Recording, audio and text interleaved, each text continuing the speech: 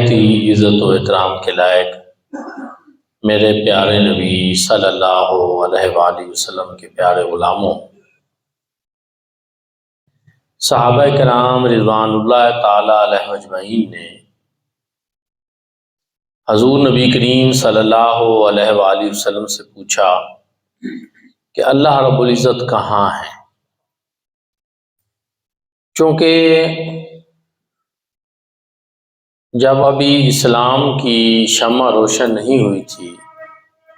تو لوگوں نے بیت اللہ شریف میں بھی بت رکھے ہوئے تھے اور وہ ان کے پاس جا کر ان سے مانگتے تھے اور ان کو اپنا خدا مانتے تھے، وہ تو ان کو اپنی آنکھوں سے دیکھتے تھے۔ لیکن اب نور اسلام آ چکا تھا اور صحابہ کرام کے ذہنوں میں ایک سوال تھا،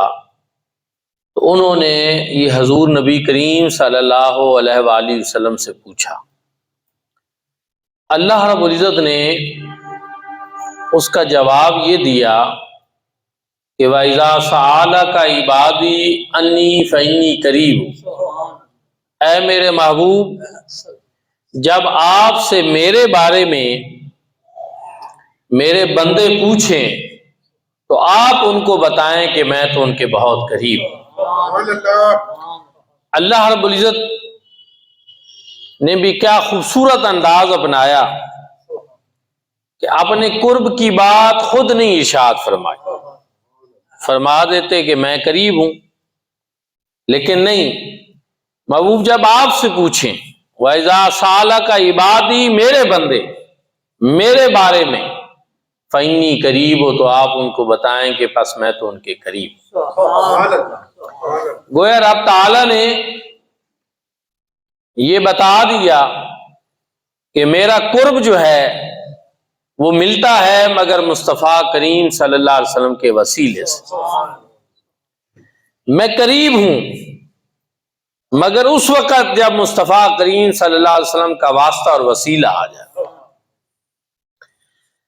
اور اجیب و دعوت الداع اذا دعان، میں پکار کو سنتا ہوں ہر اس پکارنے والے کی جب کوئی مجھے پکارے،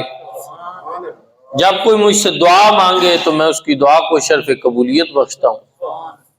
دوستان ذوالفقار، یہاں اللہ رب العزت نے بتایا کہ ایک تو میں قریب ہوں اور جو مجھ سے مانگے میں اس کو عطا کرتا ہوں۔ جب ہم پڑھتے ہیں الصلاۃ والسلام علیک یا رسول اللہ، تو بعض دوست ہمیں کہتے ہیں کہ ہمیں صلاۃ والسلام پہ اعتراض نہیں، بلکہ اس میں جو یا ہے جب آپ اس کو بعید کے لیے پڑھتے ہیں تو ہمیں اس پہ اعتراض ہے۔ یا کے ساتھ کسی کو قریب سے پکارا جائے تو اس پہ ہمیں اعتراض نہیں، جب یا کے ساتھ دور سے پکارا جائے تو ہمیں اس پہ اعتراض ہے۔ کیوں؟ تو وہ اپنی طرف سے یہ بتاتے ہیں کہ قریب والا چونکہ سن رہا ہوتا ہے تو اس لیے اس کو پکار لینے میں کوئی حرج نہیں۔ دور سے سننا یہ اللہ کا خاصہ ہے، اور جب تم اس طرح پکارتے ہو تو پھر یہ شرک ہو جاتا ہے۔ لیکن قرآن یہاں پہ یہ بتا رہا ہے کہ رب تعالیٰ تو دور ہے ہی نہیں، رب تعالیٰ تو قریب ہے۔ رب تعالیٰ کا تو یہ دعویٰ ہی نہیں کہ میں دور ہوں، رب تعالیٰ نے فرمایا میں تو قریب ہوں، فَإِنِّي قَرِيبٌ۔ ایک اور جگہ پہ فرمایا نَحْنُ أَقْرَبُ إِلَيْهِ مِنْ حَبْلِ الْوَرِيدِ، میں تو تمہاری رگ جان سے بھی زیادہ قریب ہوں۔ تو پھر شرک تو قریب سے پکارنے میں ہونا چاہیے تھا، دور سے تو نہیں، کہ رب تو دور ہے ہی نہیں، اور قریب والوں کے بارے میں تم کہتے ہو کہ ان کو پکارنا شرک نہیں چونکہ وہ سن رہے ہوتے ہیں قریب والے۔ تو میرے بھائیوں اور دوستوں، پتہ یہ چلا کہ اس طرح کی غلط فہمیاں پیدا کرنا یہ کوئی دین کی خدمت نہیں۔ اللہ رب العزت کی ذات تو قریب ہے، اور رب تعالی کو ہم پکارتے ہیں اور حضور نبی کریم صلی اللہ علیہ وآلہ وسلم کے بارے میں ہمارا یہ عقیدہ ہے کہ حضور علیہ الصلوۃ والسلام قریب والوں کی بھی سنتے ہیں اور بعید والوں کی بھی سنتے ہیں۔ اللہ حضرت عظیم البرکت نے بڑی پیاری بات کی کہ وہ دور و نزدیک سے سننے والے وہ کان لالے کرامت پہ لاکھوں سلام۔ وہ دور والوں کی بھی سن لیتے ہیں، قریب والوں کی بھی سن لیتے ہیں، مگر کس سے؟ اللہ رب العزت کی عطا سے۔ یہ عطائیں رب تعالیٰ کی ہیں ان کے اوپر، رب تعالیٰ نے ان کو یہ طاقت عطا فرمائی ہے کہ وہ قریب والوں کی بھی سن لیتے ہیں، بعید والوں کی بھی سن لیتے ہیں۔ امتی جب یہاں سے پکارے الصلاۃ والسلام علیک یا رسول اللہ تو یہاں سے بھی سن لیتے ہیں، اور جب کوئی روضہ اقدس میں پکارے جا کر الصلاۃ والسلام علیک یا رسول اللہ تو ان کی بھی سن لیتے ہیں۔ سبحان اللہ۔ اللہ رب العزت نے ارشاد فرمایا میں بھی ہر پکارنے والے کی پکار کو سنتا ہوں، فَلْيَسْتَجِيبُوا لِي وَلْيُؤْمِنُوا بِي لَعَلَّهُمْ يَرْشُدُونَ۔ تو پس میری دعوت کے اوپر لبیک بھی کہو اور میرے اوپر ایمان بھی لے آؤ تاکہ تمہیں ہدایت نصیب ہو جائے۔ دوستو اس آیت کریمہ میں اللہ رب العزت نے دعا مانگنے کا حکم ارشاد فرمایا کہ مجھ سے دعا مانگو۔ ایک اور جگہ پہ اللہ رب العزت نے ارشاد فرمایا کہ اَمَن یُجِیبُ الْمُضْطَرَ اِذَا دَعَاهُ، کہ کون ہے جو مضطر کی دعا کو، پکار کو سنتا ہے،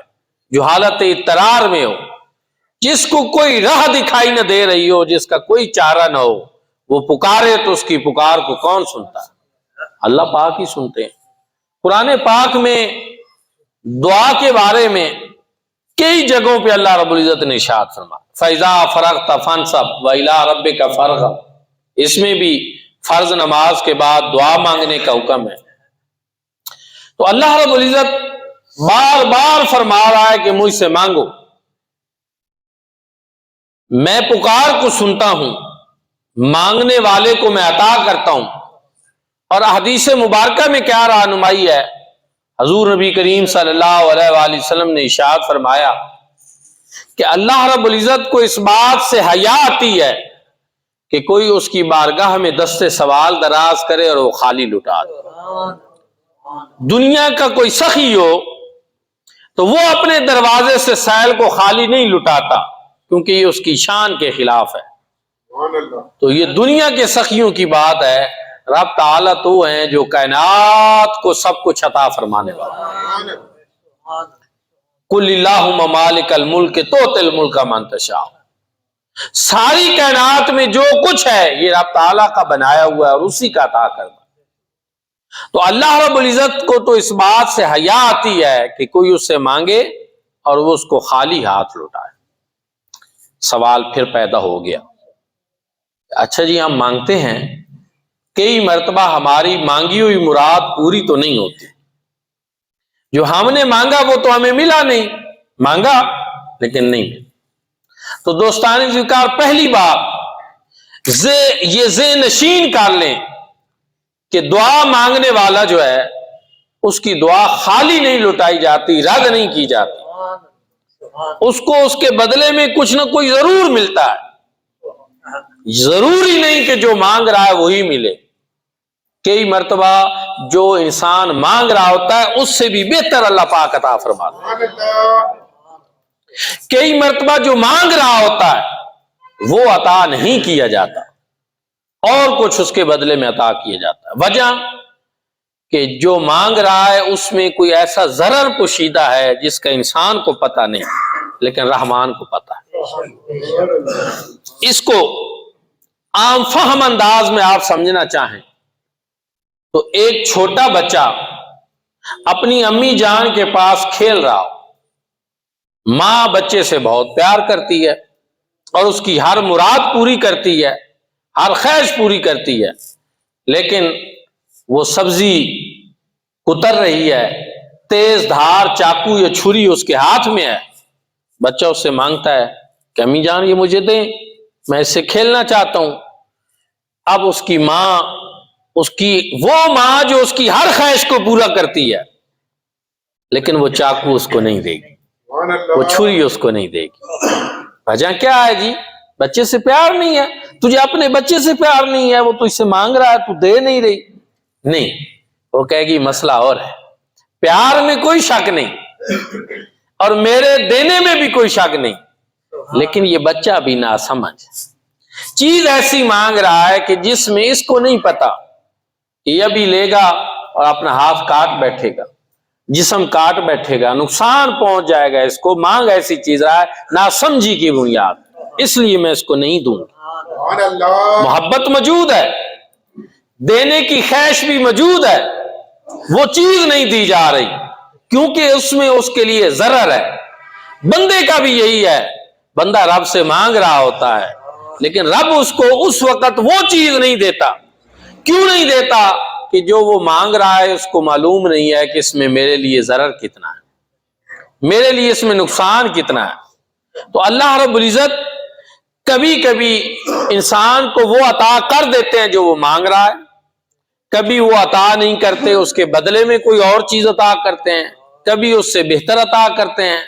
کبھی وہ دنیا کی کوئی چیز مانگتا ہے اس کو نہیں دی جاتی اور وہ دعا آخرت کے لیے بچا کر رکھ لی جاتی، لیکن رد کسی صورت میں بھی نہیں کی جاتی، رد کسی صورت میں بھی نہیں کی جاتی۔ اور دوسری بات یہ ہے کہ دنیا والوں سے اگر آپ مانگیں تو پھر کیا ہوگا؟ دنیا والوں سے آپ مانگیں تو پہلی بات تو یہ ہے کہ دینے والا انکار ہی کر دے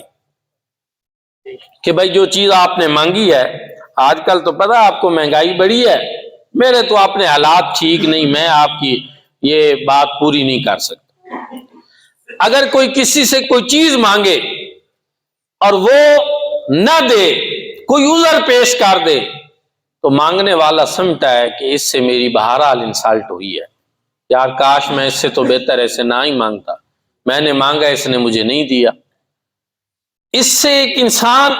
اپنی حد کے عزت بہرحال محسوس کرتا ہے۔ دوسرا نتیجہ کہ مانگا لیکن مل گیا، کہ جی مجھے پیسے ادھارے چاہیے، کوئی چیز چاہیے، وہ مل تو گئی، لیکن لینے کے باوجود انسان کا سر تھوڑا سا جھک جاتا۔ الانسان عبد الاحسان، انسان احسان کا بندہ ہے، کیونکہ اس نے دی، اس نے مہربانی کی، انسان کی نظریں جھک گئیں اس کے سامنے، لے کر بھی ایک طرح کی شرمندگی یا ایک طرح کی نظر کا جھکنا پھر بھی اس میں آ گیا، اور ممنون احسان تو ہو گیا ملنے کے باوجود۔ میرے بھائی اور دوستو، دنیا کے انسانوں سے مانگنے کے یہ دو نتیجے ہوتے ہیں، یا مانگنے سے ملتا ہی نہیں، یا مل بھی جائے تو نظریں جھک جاتی ہیں۔ یہ وہ ذات اللہ رب العزت کی ہے، ایک تو اس سے جو مانگے رد نہیں ہوگا، عطا ضرور ہوگا، وہ نہ ہوا تو اس سے بہتر ہو جائے گا،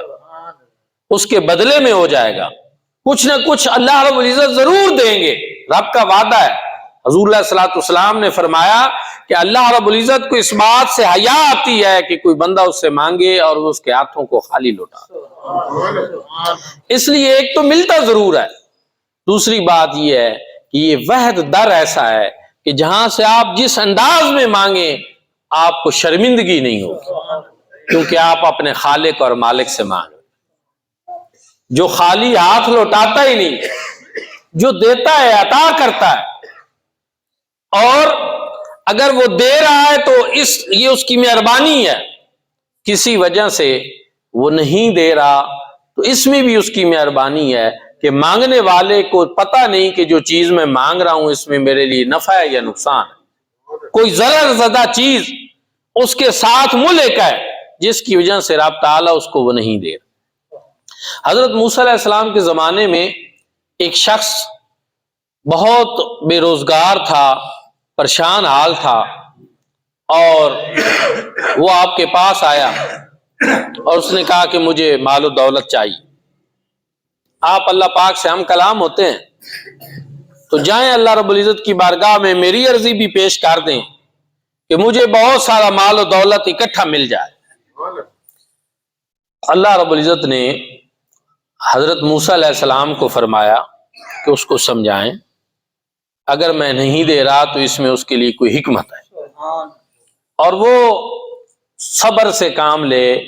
کناعت سے کام لے اور اس چکر میں نہ پڑے۔ پیغام واپس دیا، لیکن وہ بندہ مجبور بھی ہو چکا تھا، کچھ بے صبرہ بھی تھا۔ اس نے کہا نہیں، مجھے مال و دولت چاہیے، اللہ سے لے کر دیں، پھر بات کریں اللہ رب العزت سے۔ تو اللہ رب العزت نے حضرت موسیٰ علیہ السلام کو فرمایا کہ آپ اپنی آنکھیں بند کریں۔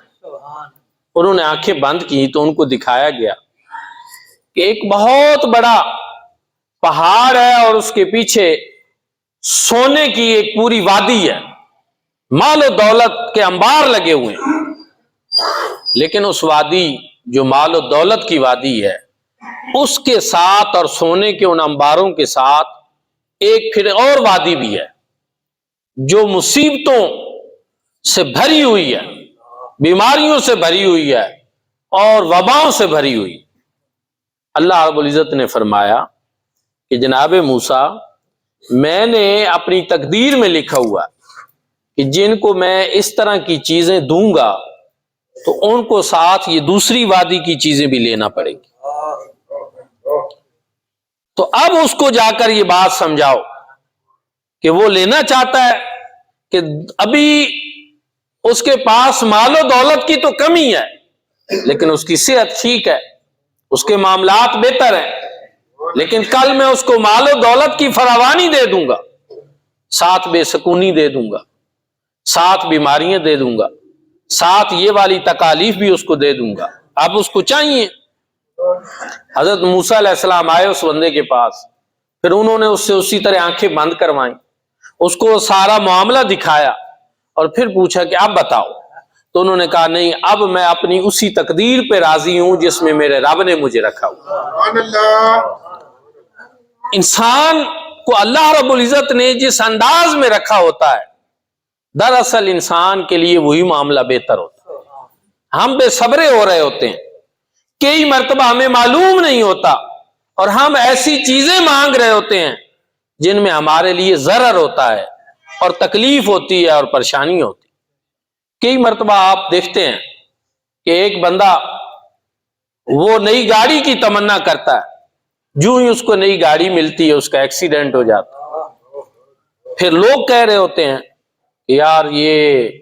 پرانی میں ہی ٹھیک تھا، نہ ہوتی اس کے پاس تو اب تقدیر میں ایسا ہی لکھا تھا کہ جب نئی گاڑی لے گا تو پھر اس کے ساتھ ایسا معاملہ ہوگا۔ دوستان ذکر، تقدیر کے جو معاملے ہیں ان پہ راضی رہنا بندے کے لیے سب سے بہتر یہی ہے۔ اور واصف علی واصف نے کہا کہ جو بندہ اللہ رب العزت کی تقدیر پہ راضی نہیں رہتا پھر اللہ پاک بھی اس پہ راضی نہیں رہتا۔ جو جس حال میں رب تعالیٰ نے ہمیں رکھا ہوا ہے ہم اس پہ راضی رہنا شروع کر دیں تو اللہ رب العزت کی رضا ہمیں بھی نصیب ہونا شروع ہو جائے۔ جب ہم اپنے رب پہ راضی نہیں ہوتے تو پھر وہ رب تعالیٰ بھی ہمارے اوپر راضی نہیں ہوتے۔ بہرحال رب تعالیٰ نے یہ فرما رکھا ہے کہ جو مجھ سے مانگو میں تمہیں دوں گا۔ حدیث پاک میں ہے کہ اللہ رب العزت سب سے زیادہ اس بندے پہ غضبناک ہوتے ہیں جو بندہ اللہ پاک سے مانگنا چھوڑ دے۔ کیوں کہ بندے کا کام اور کیا ہے؟ اللہ رب العزت سے مانگنا یہ بندے کا کام ہے اور رب تعالیٰ کا کام عطا فرمانا ہے۔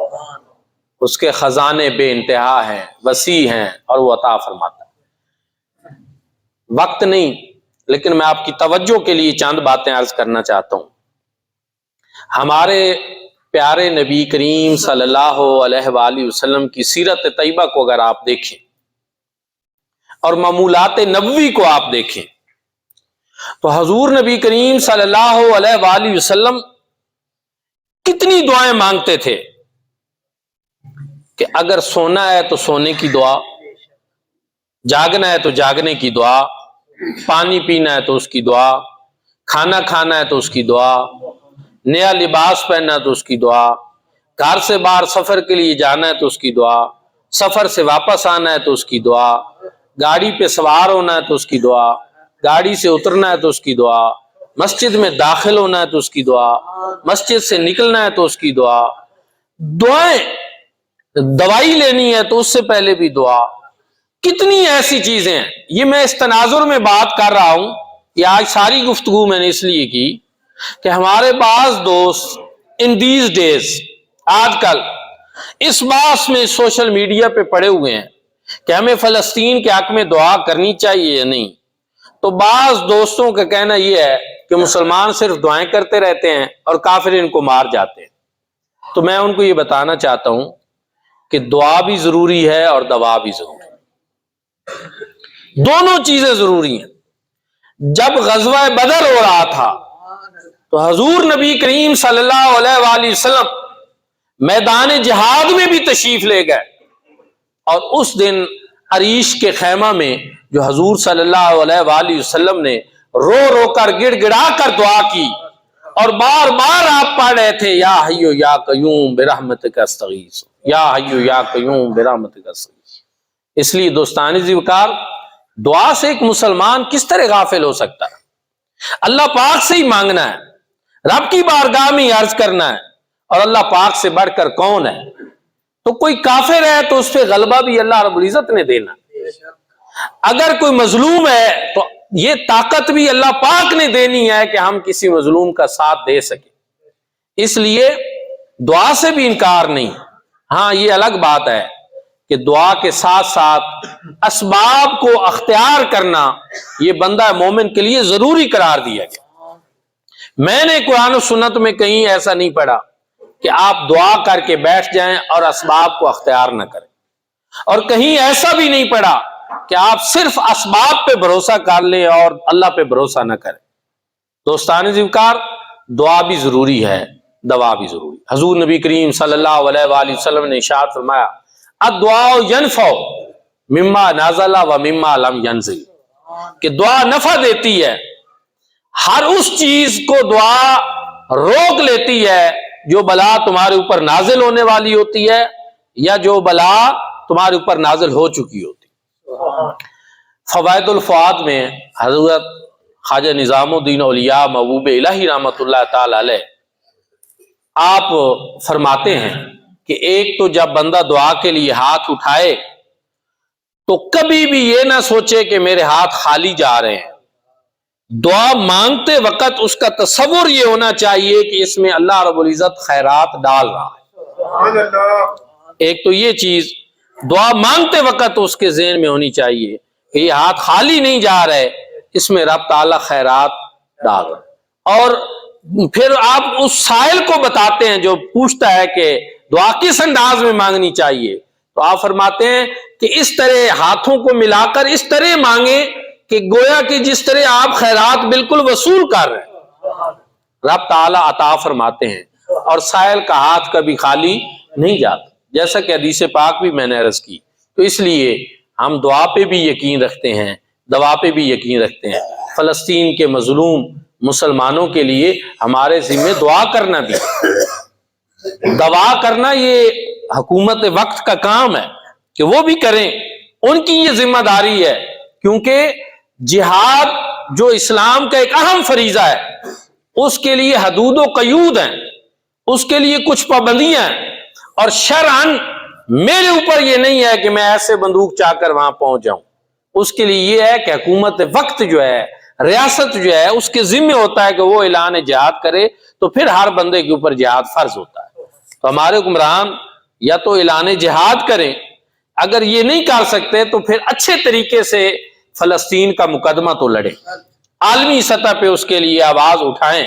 اور مسلمانوں کو متحد کریں اور کوشش کریں۔ میں نے پہلے بھی بتایا کہ 1.5 کروڑ صرف فلسطین یہودیوں کی آبادی ہے، جس میں 40% فلسطین میں ہے، یہ بات بھی ذہن میں رکھیں، سارے وہاں پہ نہیں ہیں۔ 1.5 کروڑ ٹوٹل یہودیوں کی آبادی ہے، جس میں 40% وہاں فلسطین میں ہے، باقی ادھر ادھر باقی دنیا میں پھیلے ہوئے ہیں، اور مسلمان 1.5 ارب ہیں۔ اور حالت یہ ہے کہ ہم اس کے باوجود جو ہے کس طرح دیکھ رہے ہیں کہ پچھلے دنوں تو اسرائیل نے وہاں فلسطین کے ایک ہاسپٹل پہ بمباری کر دی،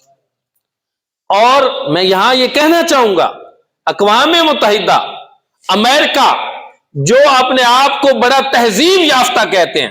اور کہتے ہیں کہ ہم جدید دنیا میں ہیں اور شعور کی بلندیوں پہ پہنچ چکے ہیں، ان کو وہ نظر نہیں آتا کہ یہ کتنا بڑا ظلم ہو رہا ہے، یہ سفاکیت ہے، درندگی ہے کہ جتنی بھی جنگ لگ جائے کوئی ملک دوسرے ملک کے ہاسپٹلز پہ، ایمبولینسز پہ یا اس طرح کی جو ہلال احمر کی سرگرمی ہوتی ہیں ان پہ حملہ آور نہیں ہوتا، وہ وہاں پہ بھی حملے کر رہے ہیں اور الٹا ان کو مظلوم بنا کر دکھایا جا رہا ہے۔ تو دوستان زیوکار، یہ ایک ایسا دوہرا معیار ہے مغرب کا کہ میں تو کہوں گا کہ اس دور میں دنیا کے حالات کو دیکھتے ہوئے ہمیں یہ لگتا ہے کہ وہ تہذیب و تمدن جو ہے وہ ترقی یافتہ نہیں ہے، بلکہ اس میں ناانصافی ہے اور ظلم ہے جو عالمی سطح پہ ہمیں مسلم امہ کے خلاف دکھائی دیتا ہے۔ ورنہ اس موقع پہ ان کو بولنا چاہیے تھا، اگر اللہ نہ کرے کسی مسلمان ملک کی طرف سے یہ کام ہو جاتا تو پھر آپ دیکھتے کہ عالمی میڈیا کیسے چیخو پکار کرتا ہے، پھر عالمی طاقتیں کیسے بولتی ہیں کہ پتہ نہیں کیا ظلم ہو گیا ہے۔ یہ ظلمی کہ کسی ملک کے ہسپتالوں کے اوپر بھی بمباری کر دی جائے، جہاں مظلوم اور بیچارے مریض لوگ پہلے ہی وہاں پہ اپنی زندگی کا سہارا لینے کے لیے پہنچے ہوئے، تو وہ تو جنگ میں نہیں ہے، ہسپتالوں میں جو پڑے ہوتے ہیں وہ تو جنگ نہیں لڑ رہے، وہ تو اپنی زندگی کے لیے کوشش کر رہے ہیں۔ ان کے اوپر بمباری کرنا یہ سفاکی بھی اسرائیل نے کی ہے، لیکن دنیا خاموش ہے۔ تو آپ کو بتانا یہی ہے کہ جو بھی قومیں متحد نہیں ہوتی، جو قومیں